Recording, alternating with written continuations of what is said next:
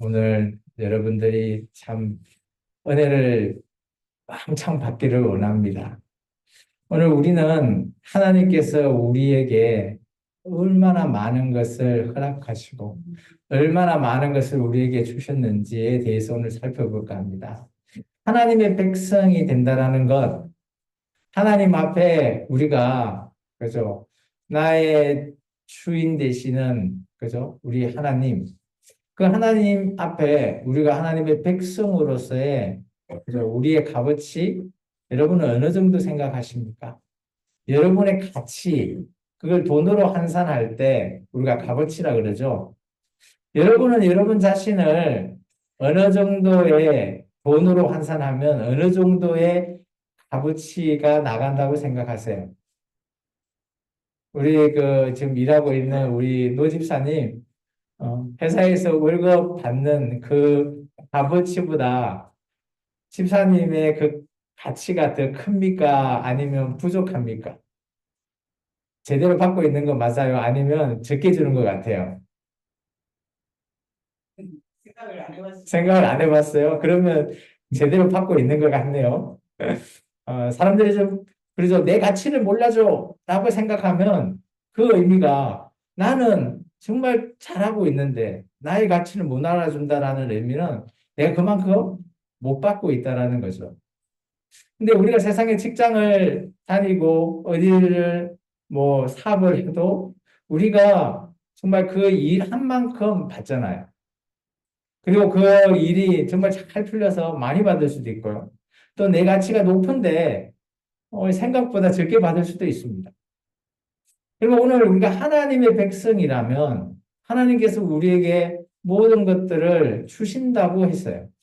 하나님은 우리에게 선물을 주시고 은혜를 주시고 또 많은 것들을 허락하신 것 중에 우리의 신분을 변화시켜 주십니다. 여러분은 여러분의 신분이 어떻다고 보신가요? 음, 나고 태어나서 그죠? 누구누구의 부모의 자녀 그리고 이제 성장하게 되면 그 부모의 딱지가 떨어지면서 누구누구 이제 결혼을 하게 되면 누구누구의 엄마, 아버지 뭐 이런 식으로 우리가 우리 자신을 돌아볼 수 있잖아요. 그러면 이 와중에 나라고 하는 존재를 한번 생각해 보십시오. 내가 다른 사람께 평가를 받을 때 나는 어떤 형태의 나 앞에 수식어가 붙어 있을까?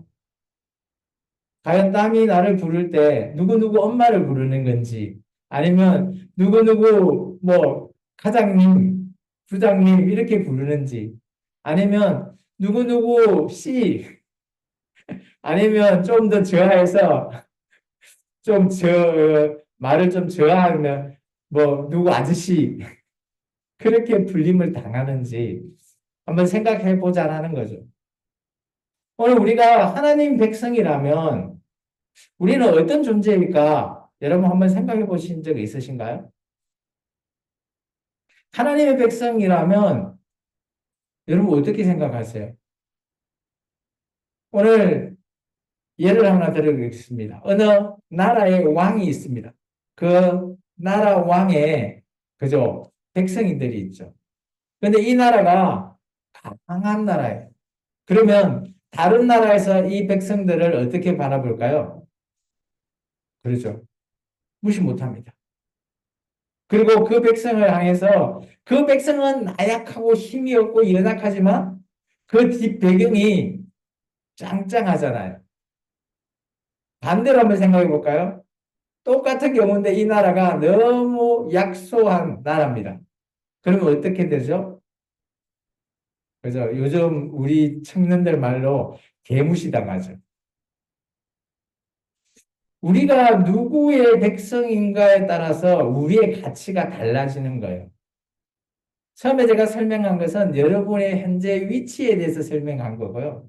이제 우리가 누구누구의 백성으로서의 가치에 대해서 한번 확인해 보려고 하는 겁니다. 오늘 우리가 베드로전서 2장 9절의 말씀을 한번 떠올려 보겠습니다. 같이 한번 읽어볼까요? 그러나 너희는 택하신 족속이요 왕 같은 제사장들이요 거룩한 나라요 그의 소유가 된 백성이니 이는 너희를 어두운 데서 불러내어 그의 기이한 빛에 들어가게 하신 이의 아름다운 덕을 선포하게 하려 하심이라. 우리 베드로전서 2장 9절을 통해서 우리는 하나님 나라 안에 있는, 그죠? 따지고 보면 삼중직, 저는 이제 네 가지를 표현했는데 족속이나 백성이나 똑같은 뜻이죠. 그래서 하나님 앞에 택한 족속이고, 그죠? 하나님의 소유가 된 백성, 이걸 하나로 보면 하나님 안에 내가 하나님의 백성으로서 받을 수 있는 세 가지의 일을 우리가 이렇게 살펴볼 수 있다라는 거예요. 근데 놀라운 거는, 그죠? 이 하나님이 왕이시라는 거예요. 여러분이 믿는 하나님이 왕이십니까? 오늘 예수님이 이 땅에 어떻게 오셨어요? 하나님의 아들로 오셨었지만, 그죠? 유대인의 왕이라고 해서 십자가에 죽음을 당하지 않으셨나요? 근데 알고 봤더니 그분이 유대인의 왕이 아니라 온 세상의 왕으로 오신 거예요. 그리고 이런 하나님의 나라에 오늘 거룩한 나라로서 우리가 세워집니다. 나라라고 하면 우리가, 그죠? 보이지 않는 그런 이게 대한민국, 일본 이렇게 생각하는데 여기서 말하는 나라는 바로 하나님의 나라. 하나님의 거룩한 나라로서의 백성을 얘기합니다. 놀라운 것은 우리는 처음에 예수님을 만나기 이전과 이후를 떠올려 보시기 바랍니다. 우리가 예수님을 만나기 전에는 우리는 아무 존재도 아니죠. 좀 잘 나간다라고 생각하지만 우리가 정말 왕 같은 제사장과 같은 역할을 한다? 전혀 생각도 해보지 못한 겁니다. 여기 두 번째 왕 같은 제사장들이라는 표현은 구약의 성경을 조금 이해하셔야 됩니다. 조금 이따 제가 설명해 드리겠습니다. 그렇다면 오늘 우리가 하나님께서 택하신 족속이다. 오늘 구약에서는 하나님이 택하신 족속은 누구입니까? 바로 이스라엘 민족을 가리키는 겁니다. 하나님께서 1000년 동안 이스라엘 민족과 한번 그래 내 뜻대로 제대로 한번 살아달라라고 하나님께서 이스라엘 민족과 언약을 맺은 게 바로 구약의 언약입니다. 그런 언약을 맺은 이스라엘 민족 잘 한번 생각해 보십시오. 구약의 하나님께서 행복했을까요?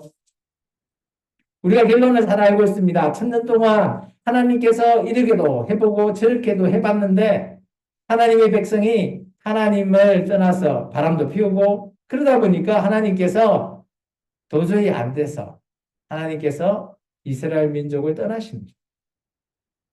그리고 나서 하나님께서 그래도 내가 사랑하는 이 자들을 위해서 하나님의 아들이신 예수님으로 말미암아 새롭게 시작하는 그 언약이 바로 우리가 성경에 있는 신약의 언약입니다. 그러면 우리가 하나님 앞에 택하신 족속이다. 이것은 어떤 뜻일까요? 이 뜻은 오늘 거기 한 4가지 정도로 살펴볼 수 있습니다. 앞을 봐주시기 바랍니다. 하나님 앞에 택하신 족속이다라는 것은 첫 번째, 그죠? 족속, 민족이라고 하는 것은 혈연을 넘어서는 우리가 영적인 가족이라는 것입니다.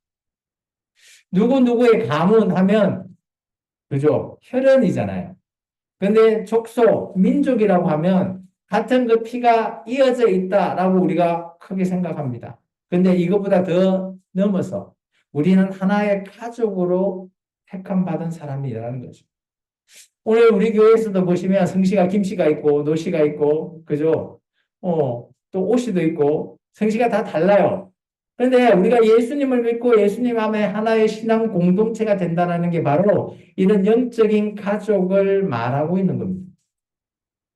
예수 그리스도께서는 우리가 이렇게 예수님의 구원으로 말미암아 맺어져 있는 이 언약으로 말미암아 새로운 가족을 말씀하십니다.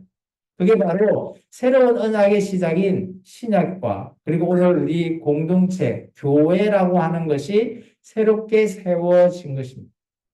구약에는 이스라엘 민족과 하나님의 언약을 맺었다면 오늘날 저와 여러분은 교회로서 예수님과 언약을 맺는 겁니다. 따라서 예수님께서 이렇게 말씀하십니다. 저와 여러분 한 명 한 명이 교회라는 겁니다.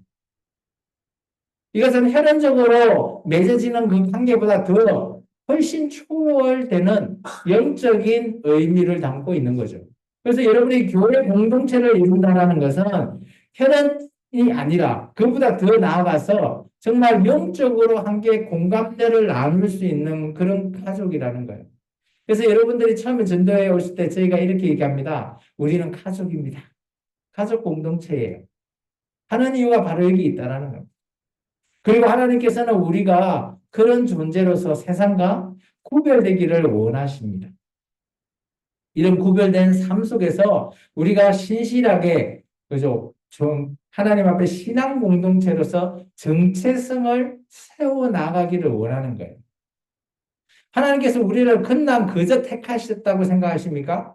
여러분께서 그저 지나가다가 내 아는 지인한테 아니면 누구의 동생한테 누구의 언니한테 그냥 얘기 듣고 그래 교회 한번 나가볼게. 그냥 그렇게 우리는 생각할 수 있습니다.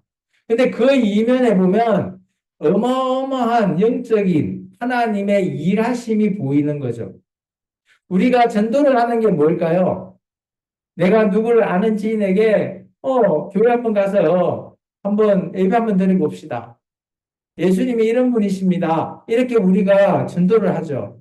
그 의미는 그죠? 우리 입장에서는 그냥 뭐 듣기도 좀 거북해. 뭐 이렇게 들릴 수도 있겠지만 하나님께서 우리와 함께 일하고 있는 것입니다. 우리가 전도를 너무 어렵게 생각하지 마시기 바랍니다. 전도라고 하는 것은 저는 크게 한 두 가지로 나눠져야 된다고 봐요. 첫 번째는 우리가 예수님을 소개하면서 교회까지 데리고 오는 걸 우리가 보통 전도라고 하는데 그것은 인도입니다. 인도. 인도되어 오면 그죠? 저 같은 목회자가 여러분을 열심히 예수님이 어떤 분이시고 하나님이 어떤 분이신지를 제가 설명합니다. 그러면서 예배를 통해서 하나님의 나라, 하나님의 소원 이런 것들을 열심히 가르치죠. 그로 말미암아 하나님 나라에 뿌리를 내려질 때 그때 전도가 되죠.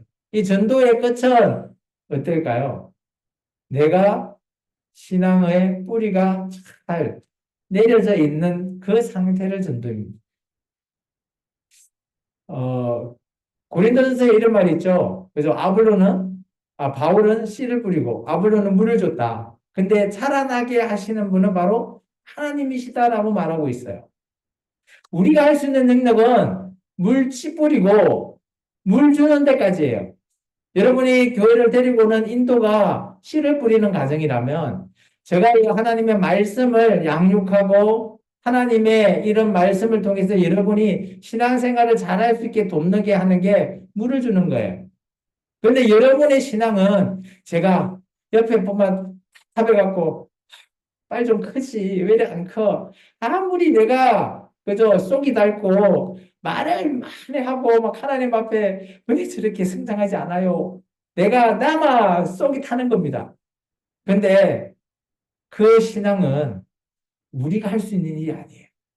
오직 하나님만이 그죠? 우리 각자에게 신앙을 자라게 하신다라고 말하고 있습니다. 이게 바로 신앙 공동체의 정체성입니다.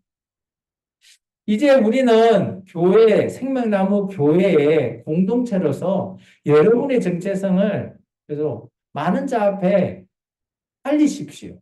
그게 바로 우리가 하나님의 택하신 백성이라고 하는 그 택함받은 그죠 증거가 되는 거예요.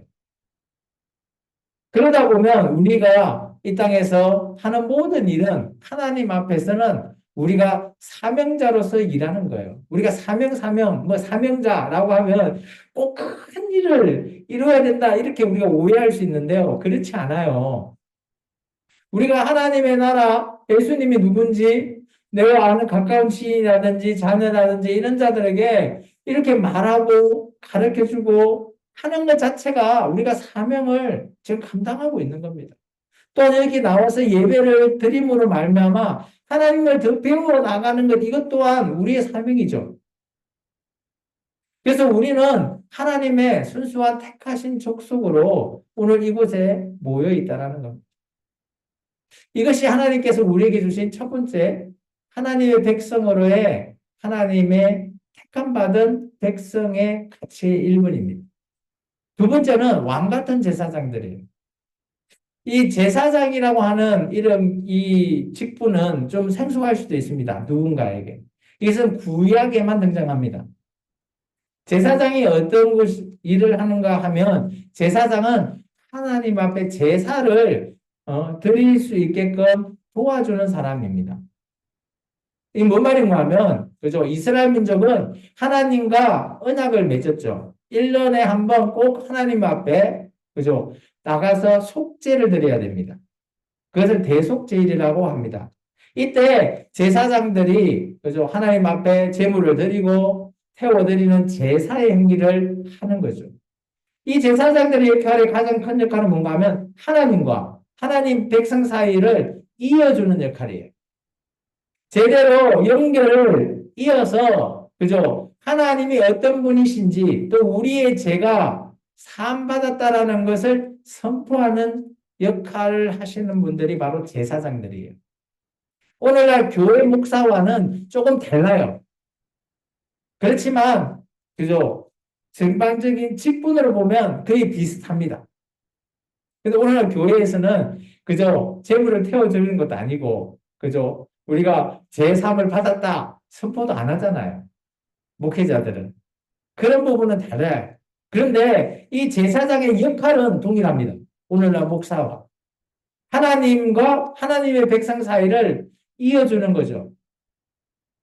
그래서 구약의 제사장들이 오늘 이제 구약은 네 지파 사람들에게만 한했다면 베드로는 이렇게 얘기합니다. 오늘 하나님 앞에 나라에 있는 백성들은 모두 다 예수님의 보혈로 말미암아 우리가 다 제사장들이다라고 말합니다.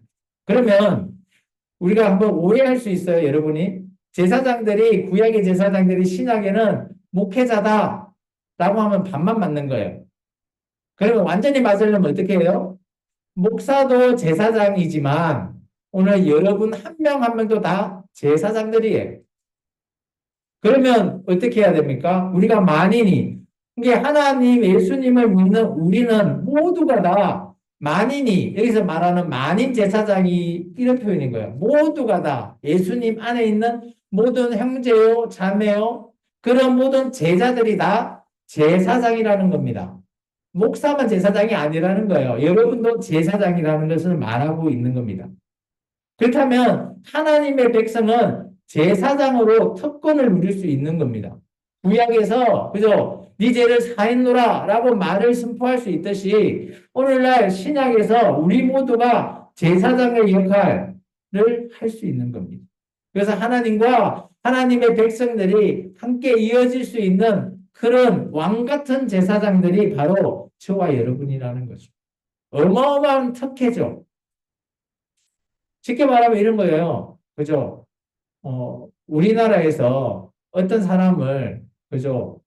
해고할 수도 있고, 어떤 사람을, 그죠? 뽑을 수도 있는 그런 권한이 누구에게 있죠? 그게 이제 위치에 따라 다르죠. 뭐 어떤, 뭐 치킨집 사장이라면 사장님이 그렇게 할 수 있죠. 근데 우리가 뭐 장관이나 이런 사람 뽑는 사람이라면 누가 뽑고 누가 해고할 수 있죠? 그 사람을 할 수 있는 권한은 누가 있습니까? 그 대통령이 있잖아요. 마찬가지죠. 우리도 마찬가지 그런 특권을 누릴 수 있는 거죠. 오늘 저와 여러분 한 명 한 명이 제사장이와 마찬가지입니다. 하나님 앞에 드려지는 그리고 특권을 누리면서 하나님 앞에 예배하는 겁니다. 세 번째는 하나님의 거룩한 나라입니다.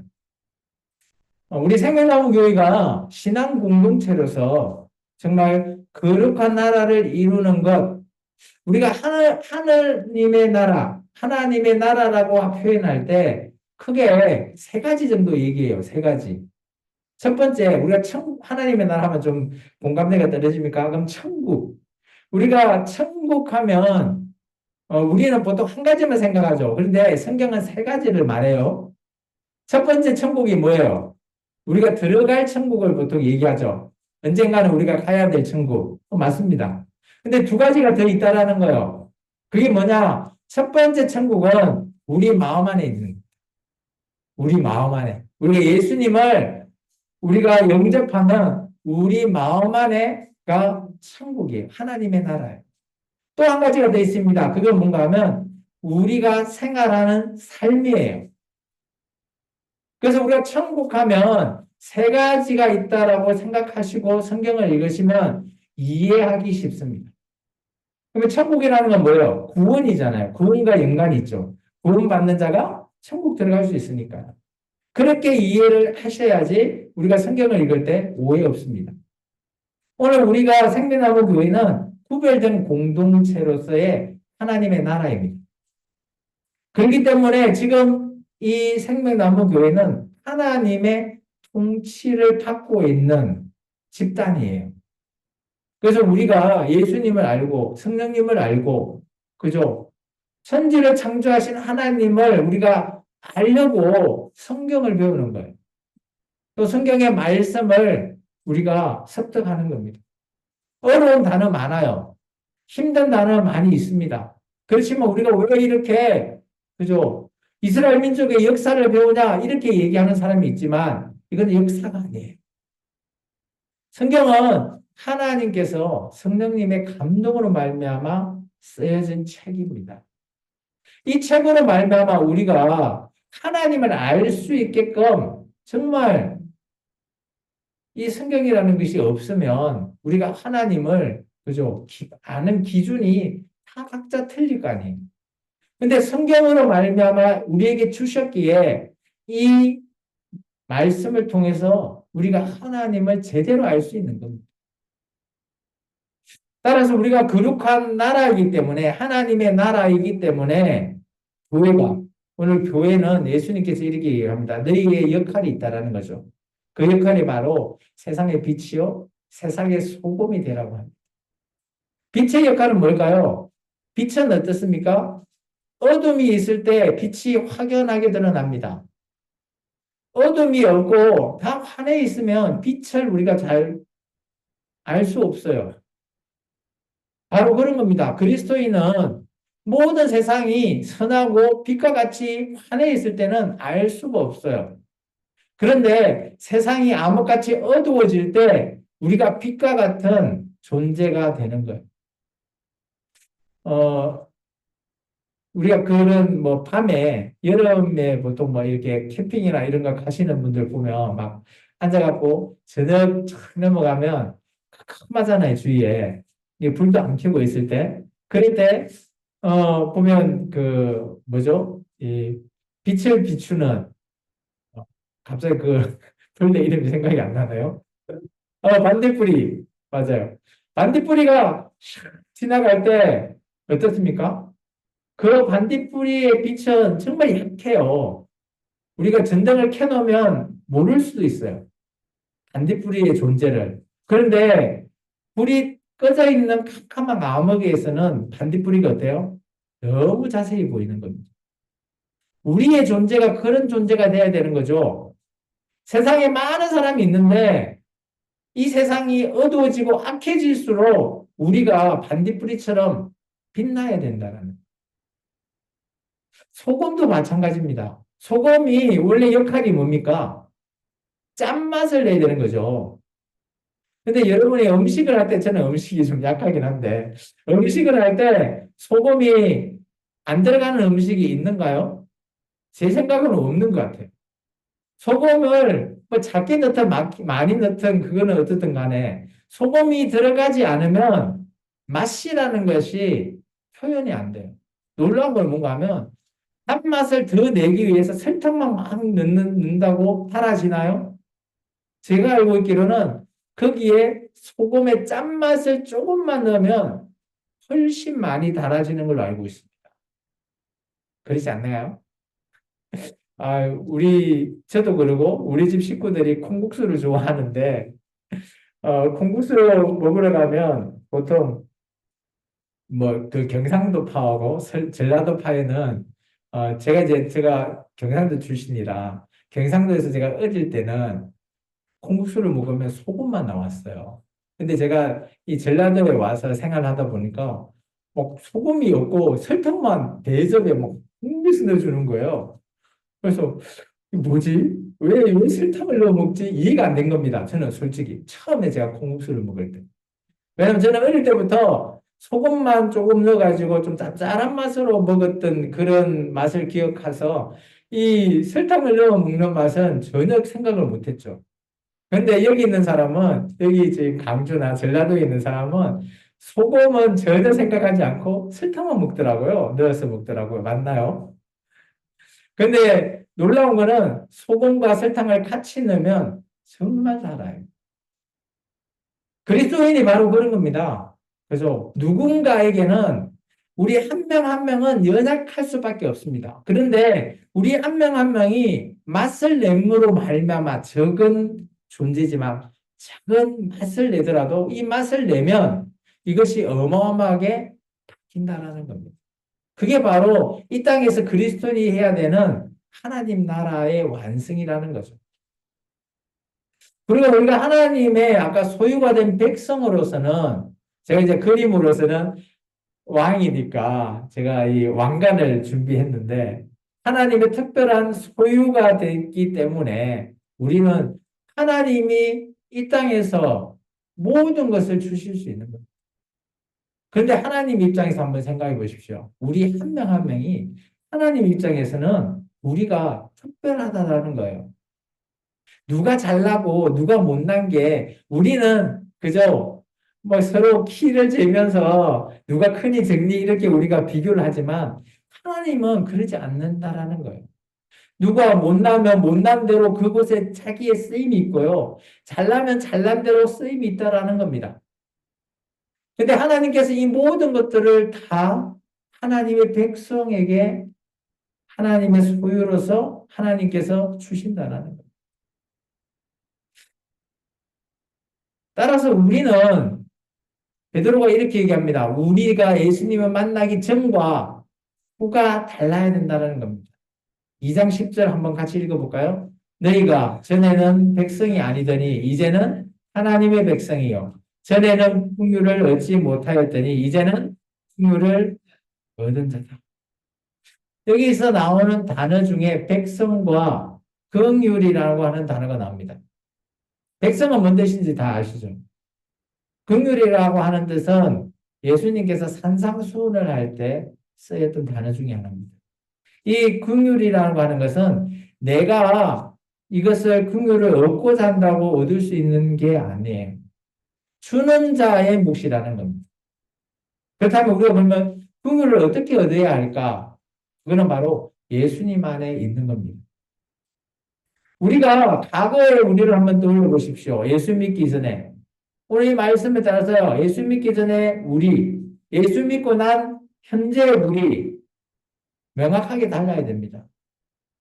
나비가 그저 처음에 번데기로 있다가 나비가 될 때 전과 후가 완전히 달라지죠.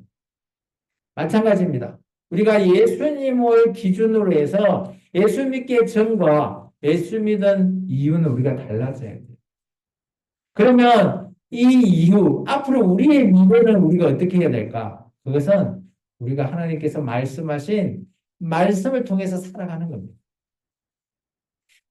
이렇게 표현할 수 있습니다. 우리 과거에 우리는 어둠이었다면 현재 예수 믿고 있는 우리는 빛으로서의 존재라는 겁니다. 우리가 2장 9절에 보면 하나님이 택하신 족속, 그저 왕 같은 제사장, 거룩한 나라, 소유가 된 백성을 주기 전에 뭘 하신가 하면 하나님께서 기이한 빛으로 들어가게 하셔서 아름다운 덕을 선포했다라고 베드로는 말하고 있습니다. 이 기이한 빛이 뭘까요? 이 기이한 빛은 바로 요한복음 1장을 비유해 보면 참빛 대신은 예수님을 가리키는 겁니다. 과거에 우리가 예수님을 만나지 못했을 때에는 어둠이라는 거죠. 그런데 지금 예수님으로 말미암아 우리는 아까 말했던 반딧불이 같은 미약하지만 빛으로 존재가 바뀌었다라는 겁니다. 그래서 이제는 우리가 빛의 잔으로 살아가야 되는 거예요.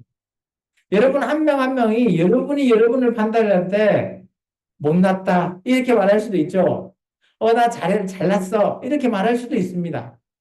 어쨌든 간에 우리가 하나님의 자녀라면 내가 나를 평가하는 게 아니라 하나님이 나를 보고 계시기 때문에 우리는 빛의 자녀로서 우리가 살아가야 된다는 겁니다. 이처럼 우리가 신분이 바뀌었다라는 거예요. 여러분은 예수 믿기 전과 예수 믿은 이후에 신분이 바뀌었다고 확신이 드시는 분 손 한번 들어보십시오. 아, 한 분 계시네. 그러면 나머지 분은 확신이 안 드시나요? 그런데 오늘 베드로는 우리에게 말하고 있습니다. 우리가 예수님을 영접하고 예수님을 우리의 주인으로 모신다라는 의미가 우리의 신분과 연관이 있다는 거예요. 가게의 나의 모습은 그죠? 하나님의 백성이 아니기 때문에 내가 아무리 착하고 선한 일을 할지언정 나는 하나님 앞에서는 그죠? 아무 존재가 아닌 거예요. 신분이 내가 아무리 뛰어난 일을 한다고 그것을 나의 신분을 변화시켜 주지 않는다는 겁니다. 정말 중요한 것은 현재 내가 예수님을 만나고 난 이후에 나의 신분은 내가 알지 못하게 바뀌어버린 겁니다. 예수님으로 말미암아 나의 정체성이 드러내지고 나의 신분이 정말 예수님과 함께하는 삶으로 바뀌는 하나님의 백성의 삶이라는 거예요. 그 안에는 우리의 변화된 삶이 포함되어 있어야 돼요. 우리가 구원의 서정, 여정이라고 하는 과정이 중생, 성화, 견인, 영화의 삶을 우리가 기독교에서는 교리적으로 구원의 서정, 여정이라고 하면서 우리가 처음에 예수님을 만나고 거듭남으로 중생했죠. 그러면 여기서 머무는 게 아니라 우리가 성화의 삶, 우리가 이 땅에서 하나님 앞에 변화된 삶을 살아가는 것을 성화라 그래요. 그럴 때 하나님께서 우리를 그죠? 견인하시고 마지막에 하나님의 영화에 우리가 도달할 때 우리가 하나님 앞에 구원을 받는 길을 말하고 있습니다. 근데 지금 우리의 삶이 중생에서 머물러 있는 게 아니라 성화의 과정에서 우리가 계속 바뀌고 노력을 해야 된다는 겁니다. 그래서 바울이 우리가 예수님을 오직 믿음으로 믿는 거에 시작되는 걸 맞습니다. 예수님을 우리가 믿지 않으면 그죠? 우리의 삶의 시작이 스타트가 되지 않아요. 과거에 우리가 예수님을 만나지 않고 우리가 많은 일을 했지만 그것은 시작이 아예 되지 않았다는 겁니다. 그런데 예수님으로 말미암아 우리가 삶이 바뀐 거예요. 그러면 이 바뀐 삶에서 머물러 있는 게 아니라 계속해서 변화되어야 된다고 말하고 있어요. 야고보서에 이런 게 있죠. 행하지 않는 믿음은 죽은 것이다. 이 말이 뭔 의미일까요? 우리가 이제 중성의 삶이 있다면 성화를 향해서 항상 우리는 행해야 되는 거예요. 우리가 바뀌어야 된다는 것을 말하고 있는 겁니다. 그러면 우리가 택함 받은 자로서 어떻게 우리가 실천해야 되냐라는 것에 대해서 마저 말을 듣고 오늘 말씀의 설교를 마칠까 합니다. 여러분이 택함 받은 자, 하나님의 택한 족속으로서의 여러분이 그러면 어떻게 해야지 우리가 하나님의 백성으로서 살아갈까라는 겁니다. 가장 중요한 것은 여러분이 하나님을, 사랑을 경험하셔야 돼요. 여기 이 자리에 있지만 아직도 내가 하나님이 누군지 알지 못할 수도 있어요. 하나님이 나를 사랑하고 계시는 것을 내가 체험하지 못할 수도 있어요. 그런데 하려고 해보십시오. 하나님 앞에 하나님께서 우리를 사랑하시고 계시는구나. 특히 나를 사랑하시는구나라는 것을 여러분이 경험해 보셔요. 그러기 위해서는 우리가 그렇게 돼야지 우리가 하나님 앞에 긍휼을 입는다라는 겁니다. 물론 우리가 하나님을 알고 기도하고 말씀 보고 하나님이 어떤 분인지 하나님 앞에 우리가 어떻게 신앙생활을 해 나가는 그 와중에 우리가 이런 하나님을 경험할 수 있다는 겁니다. 두 번째, 아까 우리가 다 제사장이라고 그랬잖아요. 그러면 제사장으로서 우리는 어떤 삶을 살아야 되나? 첫 번째, 우리는 누군가를 향해서 기도하셔야 돼요. 그래서 제가 여러분에게 늘 얘기하죠. 우리 생명나무교회는 7가지 제목으로 기도를 하고 있는데 여러분도 각자 자리에서 기도해 주십시오라고 제가 기도하죠. 교회를 위해서, 그리고 공동체를 위해서, 그리고 여러분 가족들을 위해서, 그리고 지금 믿지 않는 여러분의 많은 지인들을 위해서 기도해 달라라고 얘기하죠. 이게 제사장의 일이에요. 그래서 우리가 늘 하는 일상의 기도가 제사장의 역할을 한다라고 생각하시면 됩니다.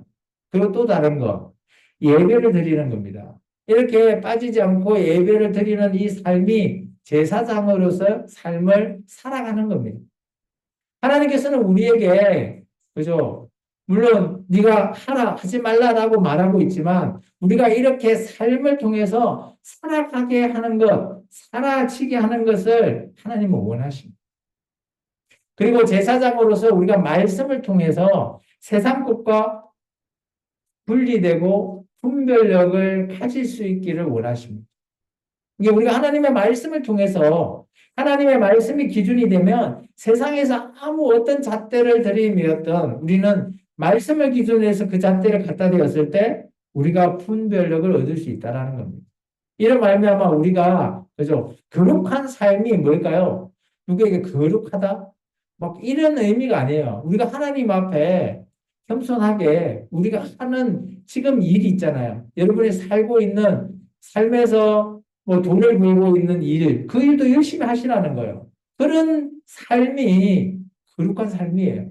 우리가 거룩하다면 막 누구에게 기도 막 10시간 했니? 막 예배를 막 빠지지 않고 다 했어. 이런 걸 내세우는 삶이 거룩한 삶은 아니에요. 하나님이 원하는 거룩한 삶은 모든 예배나 기도 당연히 하죠. 그런데 내 자리에서 내 역할을 묵묵히 해나가는 삶을 말하고 있습니다. 그러면 하나님의 나라로서는 우리가 어떻게 살아가는 게 옳을까요?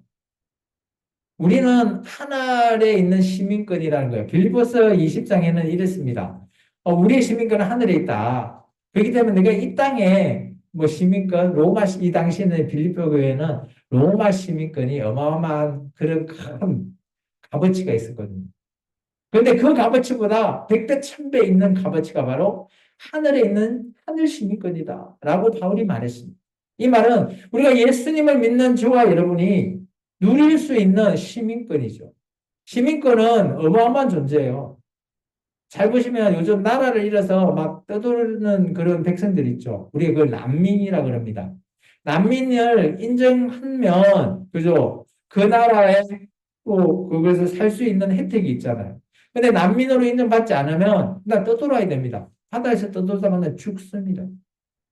우리가 대한민국이라고 하는 시민이 여러분이 주민등록증 그저 나온 것 같죠?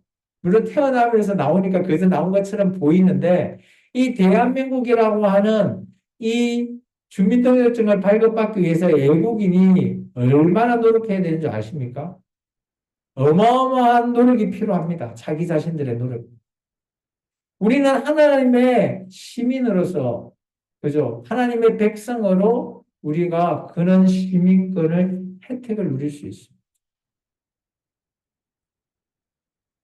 아까도 계속 얘기했지만 이런 우리가 우리의 삶에서는 빛의 역할, 소금의 역할을 충실히 하는 것이 중요하다라는 겁니다. 따라서 그러면 이제 마지막으로 나의 일상에서부터 우리가 하나씩 바뀌면 아까 했던 그 모든 것들을 다 이룰 수 있다고 저는 봅니다. 첫 번째, 우리의 일상에서 가장 중요한 것은 내가 어떤 존재인지를 먼저 아는 거죠. 제가 지난 시간에 이렇게 얘기했나요? 아침에 자고 일어나면, 그죠? 세수하러 화장실 가잖아요. 그거를 보고 제가 뭐라고 그래 해라고 했습니까? 자기 자신한테 칭찬 한 가지 해라. 자기 자신을 인식하는, 나는 하나님의 백성이다. 오늘 내가 하나님의 백성답게 살아가야 되겠다. 그렇게 자기 자신을 칭찬하십시오. 그러다 보면 우리의 일상이 아까 얘기했지만 성화의 삶을 누리고 있는 거거든요. 내가 뭐 세상 일을 한다라고 하지만 일은 동일합니다. 세상 일을 하지만 우리의 생각이 바뀌는 거죠. 나는 하나님의 백성으로서 이 일을 할 수 있는 거죠. 그런 말미암아 내가 하나님 나라를 이 땅에서 이룬다라는 겁니다. 그러면 우리의 관계가 변화됩니다. 내가 하나님을 알지 못하는 존재, 이었다가 하나님을 경험하지 못한 존재였다가 내 일상이 하나님과의 변화된 삶으로 바뀌어 있는 겁니다. 이런 말미암아 우리의 신앙이 내가 성장해야지 한다고 성장되는 건 아니에요. 이런 일을 묵묵히 지켜나가는 우리의 일상에 뭐 우리가 요즘 이런 얘기하죠. 루틴. 나의 일상 루틴에 이런 부분을 넣어달라는 거예요. 실천하시라는 거예요. 그럼 쉽게 말하면 우리의 하루의 일상 중에 자고 일어났을 때 거울을 보고 한번 칭찬하기. 두 번째 또 어느 이제 밥 먹거나 이런 갈 때 기도하기. 그리고 중간중간에 쉬는 시간이 있으면 말씀 읽어보기. 이런 것들이 우리 루틴에 일상으로 계속 우리가 생활을 하다 보면 나도 모르게 우리의 삶이 성장되어 있다는 겁니다. 마지막으로 우리가 하나님의 백성으로서 삶을 낸다라는 표현을 제가 좀 썼습니다. 살아가는 게 아니라 살아낸다라는 표현으로 제가 마무리를 할까 합니다. 우리가 하나님의 백성하지만 남들은 우리를 욕할 수도 있고요. 나는 때로는 우리가 뭐 큰 벽이나 문제 이런 거를 말미암아 우리가 꼬꾸라질 수도 있어요. 그렇지만 우리가 이렇게 매일매일 살 수 있는 것은 물론 하나님께 감사하는 삶이죠. 우리 입장에서는 그 삶이 하나님 앞에 살아내는 삶이 되는 겁니다. 그러면 첫 번째, 우리가 하나님의 시각으로 우리가 이 땅의 모든 자들을 바라보시기 바랍니다. 나는 이렇게 했다면 하나님은 과연 어떻게 하셨을까 하는 거죠. 두 번째, 내가 이 땅에서 감사와 겸손함으로 살아가는 거죠. 그리고 뭐 사명 감당이라고 이게 제가 뭐 여러분이 듣기에 무거운 단어겠지만 우리의 사명은 쉽어요. 우리가 지금 사는 것 자체가 사명입니다. 전도요. 그냥 제가 아는 사람한테 예수님이 이런 분이야. 뭐 그런 소개하는 게 전도예요. 너무 무겁게 받아들일 필요는 없습니다. 그리고 우리는 저껏 하나님의 천국을 바라보면서 살아가는 것입니다.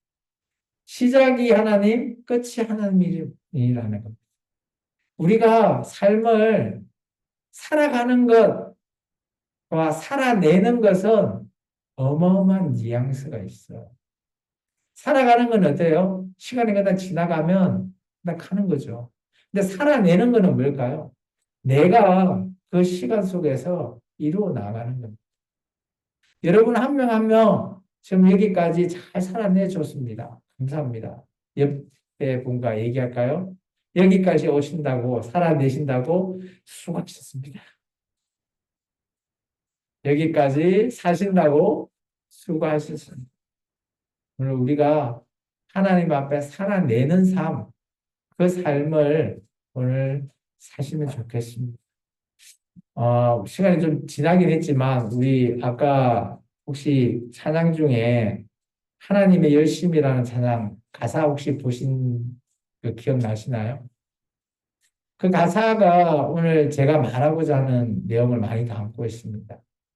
우리가 삶을 그냥 내 위주의, 나의 위주의 주체에 사는 게 아니라 하나님의 기준으로 내가 살아낸다라는 뜻의 가사가 담고 있어요.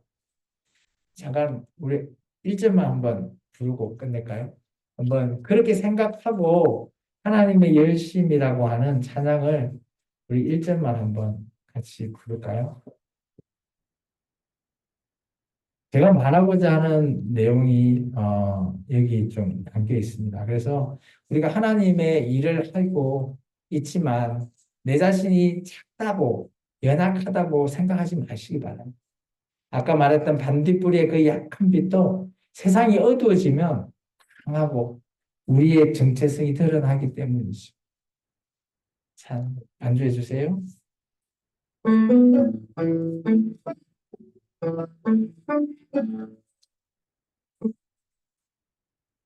사랑하는 내 딸아 너의 작은도 내게 귀한 너와 함께 걸어가는 모든 시간이 내게 힘이라 사랑하는 아들아 내 연한 감동 내게 큰비라 너로 인해 잃어버린 나의 양들이 어디니라